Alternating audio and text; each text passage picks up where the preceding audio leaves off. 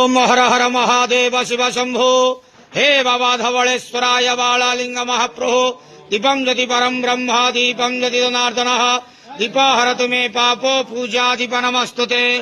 अहे धवलेश्वर बालालिंग महाप्रभो संसार सुखी रखंतु। आज श्रावण मासर प्रथम शनिवार रे समस्त श्रद्धालु भक्त मानक आशीर्वाद करंतु। मनस्कामना पूर्ण करंतु। कर्म क्षेत्र उन्नति करंतु। ग्रहरिष्ट खंडन करंतु। जगतर मंगल करंतु।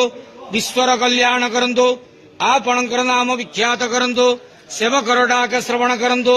समस्त गुआवसा भक्त मानकर मनस्कामना पूर्ण करंतु। समस्त श्रावणी पूजा भक्त मानकर मनस्कामना पूर्ण करंतु। बाबा धवलेश्वराय बालालिंगाय नमः। संसार सुखी रखंतु आनंदे गवार। हरि बोलो।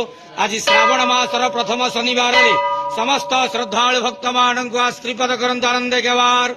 हरि बोलो।